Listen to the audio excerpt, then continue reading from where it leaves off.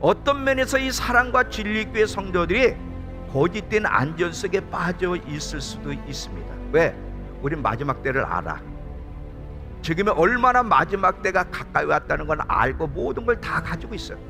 그러면 구체적으로 어떻게 순종하는 삶을 살며 날마다 회개하고 말씀대로 순종하면서 어떻게 마지막을 준비하고 있는가, 알고 배우고 깨달았어도 그 말씀대로 살지 않는다면 자기를 속이는 거라는 거야. 자기를 속이지 말라 그랬어. 여러분이 설교를 들어봤지만 무슨 새로운 내용이 아니야. 이미 여러분은 충분히 다 알고 있는 내용이에요. 제가 여기 올 때 여기 사랑과 진리교회 이렇게 인터넷을 들어가 보니까 목사님이 이미 설교를 다 하셨어. 여기 오는 분들은 좀 겁날 것 같아. 무슨 설교를 해야 될지. 마지막 때를 다 말씀하셨지? 이스라엘 다 말씀하셨지? 성령 부분 아주 중요한 것들을 다 말씀하셨어. 그러니까 제 설교는 새로운 게 아니야. 여러분이 알고 있는, 그럼에도 불구하고 익숙함에 빠져있는, 알지만 행동하지 않으므로 틀에 박힌 신앙생활, 변화와 성장이 멈추고 틀에 박힌 신앙생활은 여러분을 다시 한번 일깨워서 앞을 향해 나가도록 촉진대 역할을 하는 것이 저의 역할이지, 무슨 새로운 걸 여러분에게 전달하는 건 절대로 아니에요.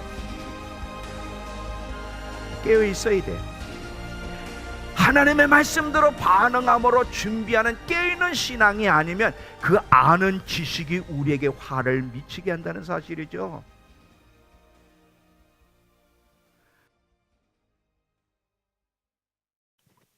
성도들은 많지 않지만 매일 제가 마지막 때에 대한 이야기를 하니까 그렇게 마지막 때를 많이 듣지만 구체적으로 회개하며 정말 신랑을 맞이하기 위해서 모든 포커스와 모든 생각과 마음이 신랑에게 몰두하면서 구체적으로 거룩한 삶과 함께 신부로 신랑을 맞이하기 위해 준비하는 사람은 많지 않다. 아직도 세상의 마음 빼앗겨 있고 먹고 사는 일에 세상 성공의 마음 빼앗겨 있으면서 그냥 교회 다니고 열심만 내면 돼. 마지막 때에 대한 알고 있으면 되지. 뭐 구체적으로 회개하면서 자기 삶을 돌아보고 거룩한 삶을 꼭 그렇게 해야 돼? 안위함 속에 살아가는 사람들이 얼마나 많은지요. 이건 어리석은 거예요. 이게 바로 어리석은 다섯 처녀가 했던 행위예요. 그들은 신랑이 온다는 사실을 다 알았어요. 자기들이 신부란 사실도 알았어요. 그러나 구체적으로 준비하지 않았기 때문에 신랑을 맞이할 수 없었다는 사실이죠. 여러분, 구체적으로 주님 오심을 준비하려면 우리가 깨어있는 신앙이 무엇인지를 먼저 알아야 되고, 그리고 구체적으로 어떻게 준비해야 되는지를 이야기해야 될 텐데, 오늘 몇 가지만 먼저 여러분 던지도록 하겠습니다. 자, 깨어있다, 잠자고 있다, 이런 말들이 성경에 많이 나오는데, 깨어있는 신앙이란 말은 한마디로 이런 뜻이에요. 우리의 의지를 하나님의 뜻에 복종시키는 것, 우리의 의지를 하나님의 뜻에 복종시키는 것이 깨어있는 거예요. 우리가 예수를 믿고 신앙생활하면서도 우리의 의지를 하나님의 뜻이 전달됐는데도, 경고했는데도, 말씀을 했는데도 거기에 부합된 반응을 하지 않는다면 그 사람은 잠자고 있는 겁니다.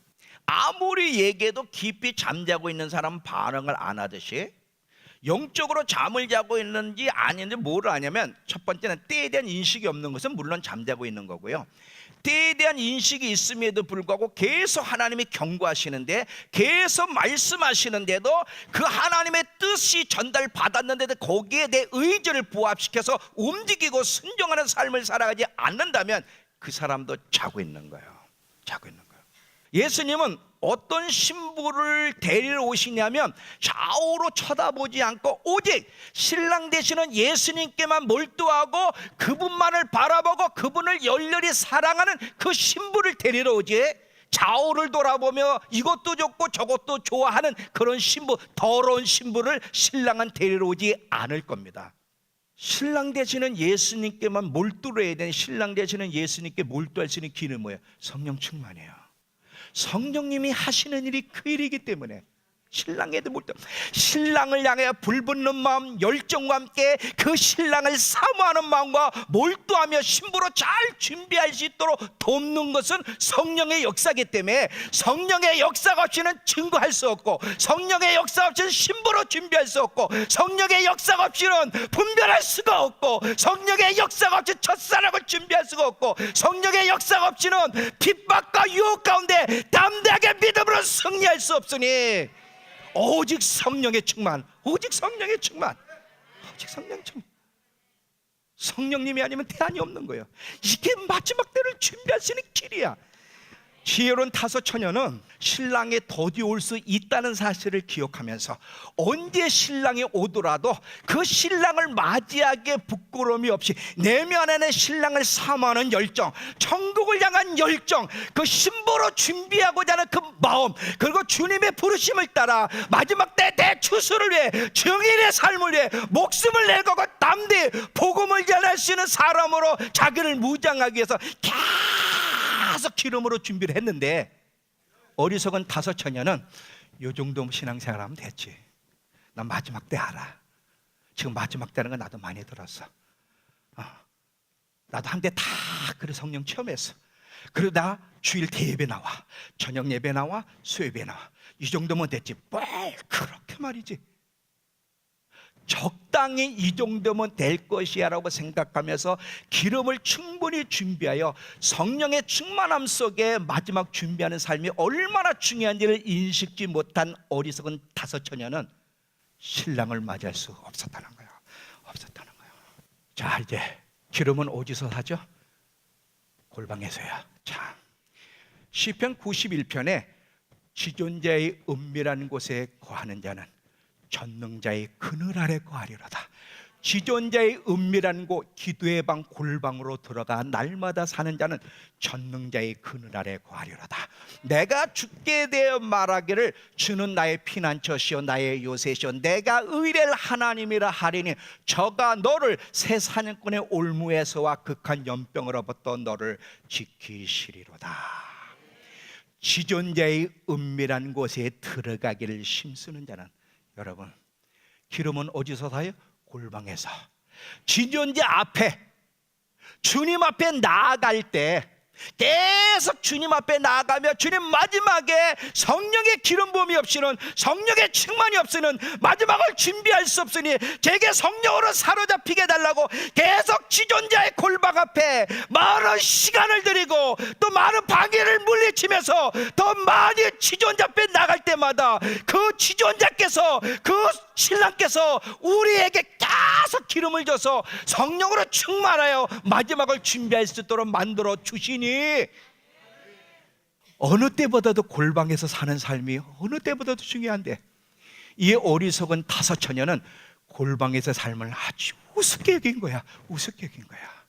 여러분, 신랑 되는 예수님은 너무 사랑하여 한번 그분을 알고 싶고 만나고 싶고 함께하고 싶어서 시간을 허비해 본 적이 있습니까? 신랑 예수님, 예수님 보고 싶어서, 그분과 함께 대화를 나누고 싶어서, 그분을 알고 싶어서, 그분의 뜻을 따라 함께 주님의 뜻을 이루어가기 위해서 시간을 허비하면서 은밀한 곳에서 시간을 보낸 적 있습니까? 얼마나 시간을 보내요? 얼마나 시간을 보내세요, 여러분? 주님하고 얼마나 시간을 허비해 보셨어요? 하루 종일 직장에서도 어느 때는 너무너무 신랑이 보고 싶어서, 주님이 너무 그리워서 직장 휴가를 내고 하루 종일 교회 와서 그 신랑을 찬양하고 노래하며, 주님, 당신이 보고 싶습니다. 당신을 만나고 싶습니다. 당신을 알고 싶습니다. 내게 사랑하는 자라고 한마디만 해주세요. 하루 종일 그분을 찾아보신 적이 있으세요? 돈 많이 달라고 기도하지 않아요. 목회 성공하게 해달라고 기도하지 않아요. 주님, 보고 싶어요. 마르지 않는 셈이라는 거 아세요? 계속 보좌 앞에 은밀한 곳에 나아가려고 애를 쓰며 주님을 불렀더니 그분이 내게 기름으로 충만히 채워주시니까 죄를 이길 수 있는 힘, 다른 거에 관심이 없어. 오직 신랑 외에는 관심이 없어. 계속 틀에 박힌 신앙, 곤태에 빠지는 것이 아니라 계속 샘이 흘러, 그래서 오직 주님께 초점을 맞출 수 있도록 나를 이끌어 가시니 어떻게 하루라도 멈출 수가 있어? 마지막 때는 어느 때보다 정말 여러분이 깨어있는 신앙, 마지막을 준비하며 담대히 신랑을 만나려면 주전자의 은밀한 것에 거하는 삶을 절대로 소홀히 하면 안 돼. 어리석은 다섯 처녀는 이 주전자의 은밀한 것에 거하는 삶이 얼마나 마지막 준비하는 일에 신부에게 중요한지를 모르고 소홀히 여겼기 때문에 그는 신랑을 맞이할 수 없었다는 거예요. 없었다는 거. 왜? 신랑을 맞이하기 위한 어떤 모습도 그에겐 보여지지 않았어. 열정도 꺼지고 불도 꺼지고 천국에 대한 사모함도 꺼지고 이제 곤태로 신앙이 곤태적으로 빠져들어가고 틀에 박힌 신앙으로 점점 전락하는 거야. 왜 그렇게 돼? 불이 없기 때문에. 근데 왜 불이 없습니까? 주전자 앞에 나가기를 소홀히 여기니까 기름이 주어지지 않고, 기름이 주어지지 않으니까 계속 틀에 박힌 곤태적인 신앙으로 흘러가기 시작하는 거죠. 만약에 오늘 이 자리에 있는 여러분, 내가 마지막 때에 대해서 알아, 많이 들었어. 근데 점점 신랑에 대한 보고 싶은 마음이 사라져. 이게 곤태 빠진 거야. 곤태는 실증과 무관심으로, 이게 겁으로 나타나는 거야. 신랑을 열렬히 사랑하는 마음이 있을 때는 천국에 대한 마음, 하나님을 알고 싶고 신랑을 더 만나고 싶은 막 이게 불붙는데, 신앙에 점점 곤태적으로 빠져가면서 이제 그런 하나님과 관련된 것들이 자꾸 실증이 나고 무관심하면서 마음이 세상으로 흘러가기 시작하는 거죠. 만약에 여러분의 그 첫사랑이 식어지고 천국에 대한 열정과 재림에 대한 마음이 점점 사라지고 자기 자신과 세상에 자꾸 마음이 기울어지고 있다면 바로 오늘 골방으로 들어가야 될 겁니다. 의지로, 감정이 아니야. 바로 이때가 바로 의지를 가지고 골방에 들어가서 다시 하나님 기름을 주세요. 기름으로 충만하지 않으면 제가 신랑을 기다릴 수 있는 그런 준비가 될 수가 없습니다. 내 마음에 열정이 꺼져가고 있어요. 내 가운데 사랑이 꺼져가고 있어요. 내 가운데 천국에 대한 사모함이 사라지고 있어요. 점점 하나님에 대한 실증과 권태가 느껴지고 너무 세상 것이 좋아요. 내 자신이 성공에 포커스가 맞춰지고 있어요. 이렇게 되면 안 되는 거 아는데 내 힘으로 안 돼요. 오직 성령에 충만해야 됩니다. 주님, 내게 불을 주세요. 계속 골방에 들어가 불을 달라고, 기름을 달라고 두드리면 어느 순간부터 주님이 회복시켜 주실 거예요.